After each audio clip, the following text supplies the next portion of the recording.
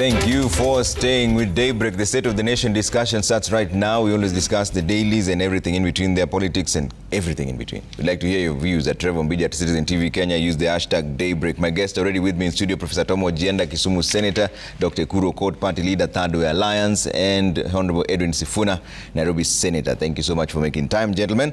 Let's start off with the dailies and the front page of the Standard. Reckless do what they say. The government seems to be playing down what everyone sees as a diplomatic blunder. Artuma said hosting the Rapid Support Force is a hostile act and should be condemned by the international community. However, a statement by Foreign Affairs CS Musalia Mudavadi just these diplomatic blunders cost us the AUC job, for example. This particular one happened after the AUC job, but analysts say that we've done a series of diplomatic blunders that may have cost us the AUC chairmanship. Do you agree? Trevor, good morning. Let me wade right into the concerns that have been raised about the RSF. The Rapid Support Forces is one of these forces, and generally an alliance of what we call Janjaweed alliance with Janjaweed forces. The conflict in the Sudan that, as we are aware, commenced in 2023 is about two sides. The RSF that we know about, the Rapid Support Forces, and the other wing that is fighting the RSF. Now, the accusation against government is that the RSF has been hosted in Nairobi as a commencement to peace talks. Now, let me say that the feeling, therefore, is that the government has taken a side, and hence the headlines that we have. But look at it give it a historical perspective. The historical perspective, Trevor, is that the Kenyan government, even when Moi was president, has been instrumental in bringing a conversation around conflict in the Sudan. In this previously was the Southern Sudan. You remember the pact that led to the creation of Southern Sudan, leaving out the North. Of course, now we see conflict in the North, was as a result of movements in Nairobi.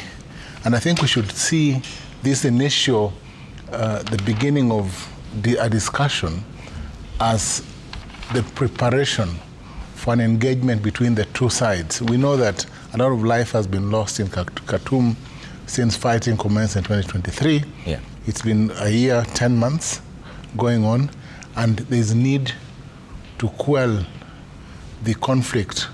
Claims that over 300,000 people may have died. Many people have died in the Sudan conflict. Now, wading into the second aspect, international agreement, and I think this is, we have EAC on this side. Southern Sudan is a member of EAC. The President Dr. William Ruto is now chair of EAC.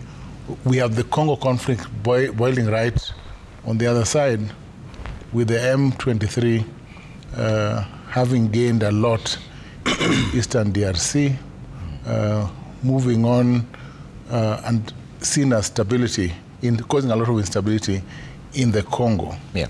I know that we have the Tshisekedi government in Nairobi in the pact that the president is negotiating as chair of EAC.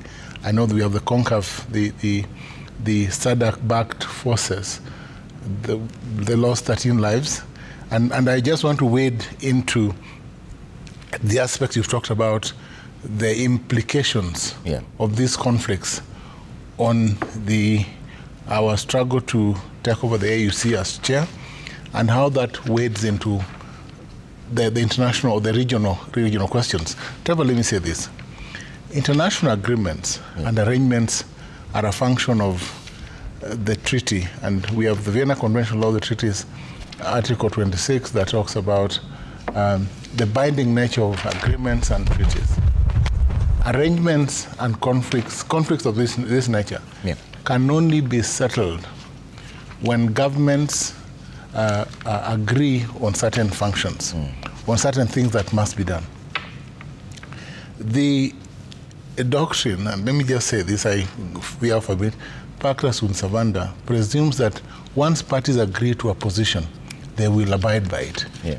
The Congo conflict cost Kenya in the just concluded AUC elections because the solid 14-block SADC vote shifted and went to the Madagascan candidate in the first, second, and third rounds. If you saw the first and second rounds, there was a 10 vote that went, which votes belong to the Kenyan candidate anyway. But because of the conflict and the death of the 13 soldiers in Eastern Congo, the SADC vote block was largely lost. Remember, President Tshisekedi, at the time of the vote, was in Berlin. He did not come to Addis to vote. Yeah. So there's a level to which perhaps you are correct that the manner that we manage conflict in the region affects politics. Yeah. It affects geopolitical questions, including leadership or the political vote that we've just had in Addis. And perhaps, and let me say this, that the government is simply beginning to engage the RSF and to get into the conflict in the Sudan, because peace in the region is important for all of us. And the Kenya government is taking a lead, and I think the Minister for Foreign Affairs explained that this is just the beginning of talks. All right. Of course, the government has not embraced. Embracing the RSF would be a mistake, a diplomatic mistake. All right. But Ekuru, have this series of diplomatic blunders cost us the AUC job, even without specifying on this one, because this one happened after the AUC results. But there's been a series of diplomatic blunders. Is this what cost us the AUC position? The answer is a resounding yes. And I think it also begs the question, who leads Kenya? What is the character of leadership in Kenya today? Are they believable? Are they friendly allies? And I think people do not want to speak the brutal truth here. When William Ruto, and I will come back to the question of diplomatic, gaffes that we costed us this AUC seat, when William Ruto, being the character and the leader of this country,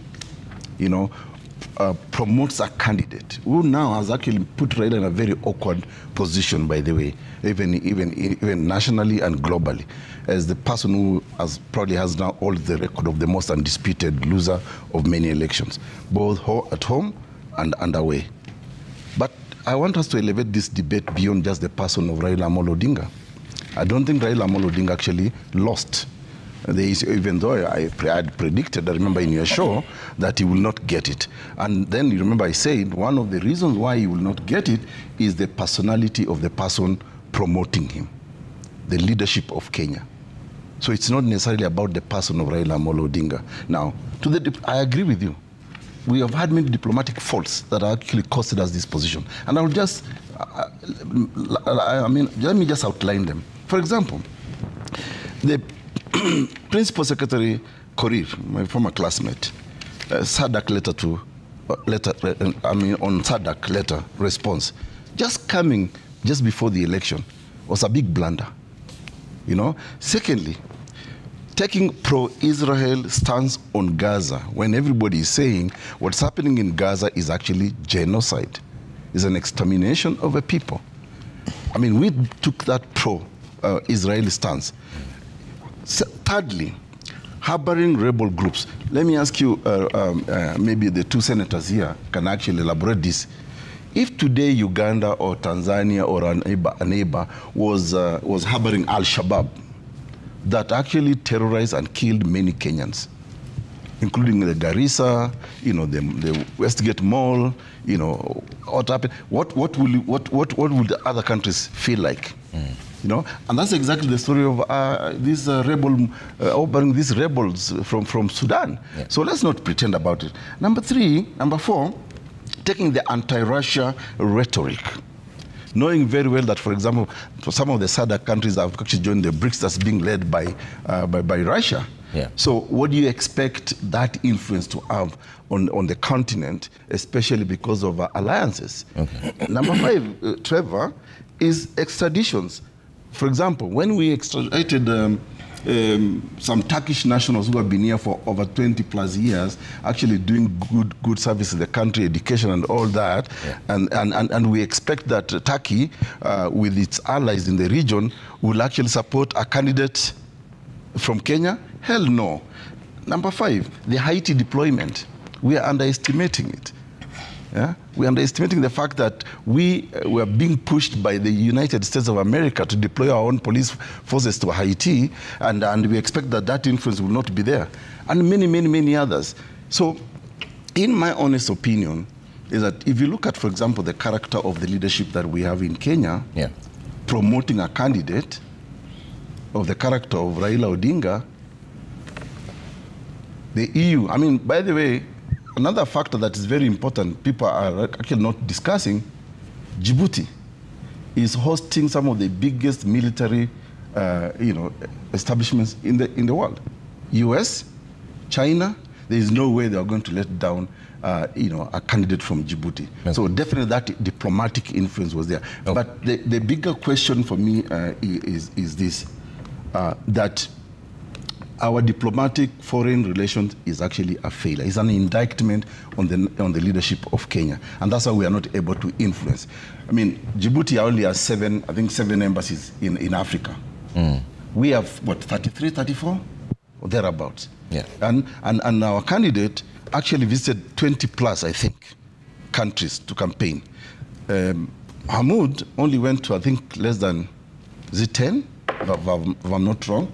So, it's an indictment on our foreign policy, and I think we need to have some introspection about why are we failing. And it's not the first time. Yeah. It's the second time we are failing. Okay. Remember, Uhuru Kenyatta had also promoted Amina Mohammed. Sister Amina. Yes. At that time, Yeah. And she was then the foreign minister, surprisingly. And we still lost. Still lost. Okay. Let me bring in Sifuna on this. Sifuna, do we have a failed... So the question is, why are we losing? Maybe Sifuna has an answer to that. Sifuna, do we have a failed foreign relations diplomacy? So I think we have failed everything. After Ruto has messed up our internal affairs, he has done a stellar job messing up our foreign affairs. And there is now broad consensus in the country that this election in the AU was a proper repudiation of everything that William Ruto stands for on the global stage, and in particular in the African region. It was a referendum on Kenyan's foreign policy. Yesterday, I gave a story of how I started my politics in the rural areas, and I know you want to run for Nyakach.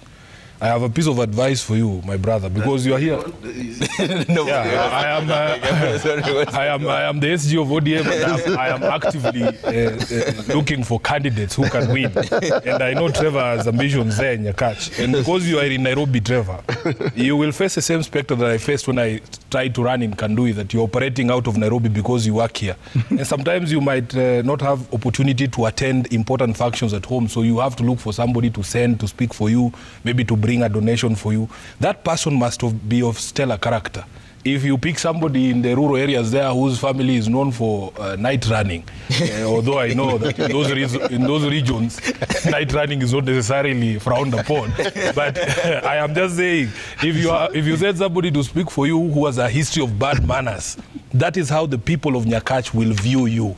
So I was telling people yesterday that for as long as the candidate was being fronted by a regime which is perceived as a regime that has bad manners on the global stage, then it was obvious that it was going to rub off on the candidate. All the instances that have been quoted here from the first day that Ruto was elected, the goof about Sarawi, and of course the extradition of my friend Kizza Besigye to be handed over to a military trial in Kampala, and the hosting of the RSF, there is no way, Trevor, even you, if there is somebody calling himself an arbiter, you are fighting with your wife, but you see the guy every day with your wife chilling there and enjoying a good time, there is no way you can accept that person as a neutral arbiter. Because in these issues, you need somebody to have an appearance of neutrality. There is no way you can host one of the factions that is warring in Sudan, and the conflict is actively going on. Then you expect to be a mediator. And that is the reason why even initially when President Ruto offered to be a mediator in that conflict, the answer from Sudan was an absolute no.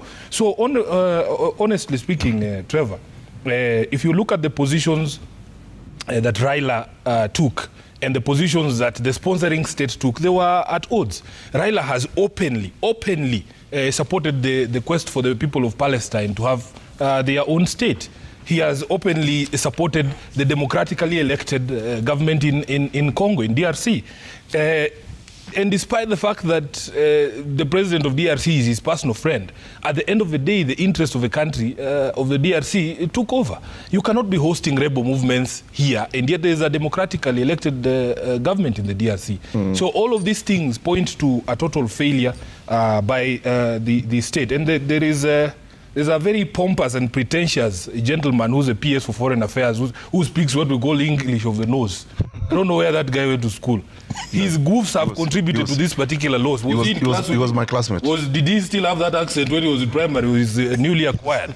Because after Besigye was extradited from Nairobi, actually abducted and sent back to DRC, he was on Citizen TV. Uganda. Yeah. Back to Uganda, he was on Citizen TV spewing a lot of nonsense. This is not something that we can stand for as a country. And I'm glad that this AU thing is behind us now so that we can speak a few truths. Because there are people who have been trying to gag us and tell us, oh, if you say this, you will spoil your relations with Uganda, that I cannot condemn the abduction of Besigye, who is my personal friend, because Museveni will not vote for me. I am telling you, we told Baba that just because he was running for AU, we did not suspend our constitution. We did not suspend our constitution. If something is wrong, we have a responsibility to say that it is wrong. At the end of the day, there was nothing wrong with the candidate. Everybody agrees that we had a stellar candidate. We had the best candidate. If you look at his reputation on the continent, if you look at the positions that he takes, but unfortunately, he was weighed down by these albatross across his neck, being the diplomatic goose of this country. So there is really nothing that William Ruto seems to be getting right. Not internal issues, not external issues. Your party is supposed to be supporting the president. Which party? You don't sound like which party? Which party is supposed to be supporting the president? The ODM. ODM's position has been very clear, and I want to take the words of my acting party leader, Anyang' Nyong'o, that this question is now becoming ridiculous. How many times can we answer a question? How many times? Which is this answer? What do you mean by our people? Some of it. I want you to understand that ODM is a party of order. There is hierarchy in the party. I wish I could read to you the provisions of the constitution of ODM, that when it comes to matters of coalitions and who we associate or who we are going to support in the presidential candidate, you don't listen to every riffraff. The constitution of the party vests that role in the party leader. And yesterday I urged and asked the members of ODM, you can just wait for Raila to come. You can just wait for Raila to come. Some of these riffraff saying, oh, we will support William Ruto because he shared a vehicle with Raila Odinga. Are you telling me if William Ruto had driven off and left Raila there would be no vehicle to take Raila to that venue? We need to be serious as a party. So when you see these people talking, listen to the leadership of the party. We can just wait for Baba to come. And I want to advise William Ruto. Baba has not come. No. He has not come. He's not here. Okay. He has not come. I want to advise William Ruto because the good thing is that William Ruto is also a founder member of ODM. Yeah. He knows ODM. The value you attach to an endorsement by saying we pick a name is zero, because those people at the end of the day are loyal to Raila Amolo Odinga. The day Raila stands up and says we are going for this seat, none of those people you hear, his praise and worship team in parliament saying, oh, William, we will support you. None of those people will be there to support William Ruto. I can assure you. So as ODM, I'm telling you, and I've said it on this show, and I've said it on this show, Trevor, my position is, even if ODM supports Ruto, Ruto will still lose. I have said it here, and I repeat it. So I want to make it very clear that as a party, we do not support either the internal affairs or the way the external affairs of this country are being run. For this now. is a reputation. Because he said when the party leadership comes back, he will give direction. That's what I'm telling you. That's what I'm telling you. Let me make another thing clear. Yeah. ODM will only enter into alliances with political parties that are like-minded, political parties that are pro-people, people who can manage a country. You are not going to force us into an alliance with incompetent people. And it has been demonstrated that the Kenya Kwanza government is the most incompetent so far from independence. So they have mismanaged our country, they have mismanaged our democracy, they have mismanaged our economy, they have now mismanaged our international affairs. So our standing in the community of nations is now under, in tatters. My direct question is, yes. So what if Raila says we are supporting William Ruto in 2027? Then what? William Ruto will lose that election with Raila's support. Okay. Yes. I think I actually want to agree with the Trevor. I mean, no, with the senator. But what he's also not saying to Kenyans, honestly, is that ODM is Raila and Raila is ODM. Sifuna knows that very well. And let me tell you this. You see, luckily we are all lawyers here of many years of legal practice, including academia. There are two words that we use in legal, in legal jurisprudence: de jure, de facto. Now, de jure is, of course, basically within the law, but de facto is about facts.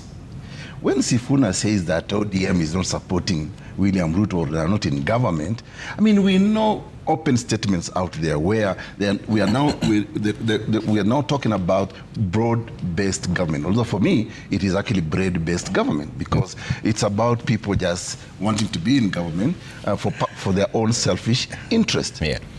We had some of the closest allies of Sifuna's party leader, being promoted into positions of cabinet. Opio Andai is not just an ordinary. Asan Joho, Mbadi, and Oparanya. We know those are very top leadership. They were top leadership in ODM. And therefore, let's not lie to Kenyans. Yes, you may not have signed any coalition agreement with the Kenya Kwisha or Kenya Kwanza, as Kenyans prefer to call it, but truth for the matter is, the fact for the matter is that we have got senior members of ODM actually in government. Okay.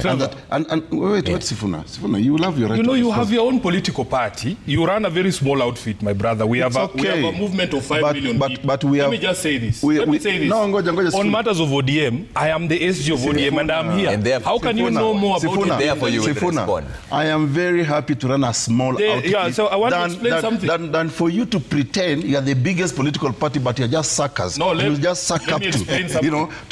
Come on. Let me explain something. Can I the reason why can I finish? Can I finish? You'll respond. Just write it down. The problem with ODM. Finish. I will. I will. Yes. The problem with all these ODM people. Look, if there is even a contradiction here. You have got Sifuna in ODM. You have got Ojenda in ODM. All pretending that actually they're not supposed. But let me tell you, ODM will always speak of principles so long as they are outside government. I use the example of Mbadi, Oparanya, Joho, and who's the other guy? Wandai. Do you know how badly they spoke of William Ruto? And that is a pretense I don't really like in this country. Okay. They spoke a lot of filth. They called Ruto all manner, including by his party leader. His own party leader called Ruto what? Mwizi, Suji Nini, all that. I mean, this is the shenanigans Kenyans are being treated to politically. And for me, when it is convenient to Sifuna here, and I'm sure Sifuna has instructions to take a certain stand, which I think, you will respond. You're here. You'll respond. Just right. You'll respond. Sifuna, why don't you want me to? He's not speaking. Not yet. Okay, continue. He's not speaking. We're waiting for you to finish. Respond. Yes. So let me tell you the mischief here. Yes. ODM is speaking from both sides of the mouth. Okay.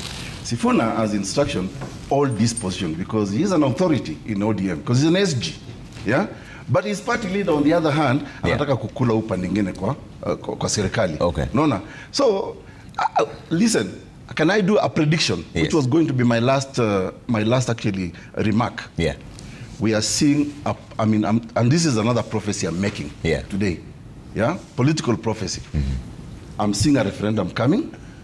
I'm seeing the revisitation of NADCO, BBI, for purposes of accommodating Raila Amolo Odinga. Because, as I said many times in your show here, Trevor, and I agree with Sifuna, this is the most failed regime or government we've had in the history of Kenya.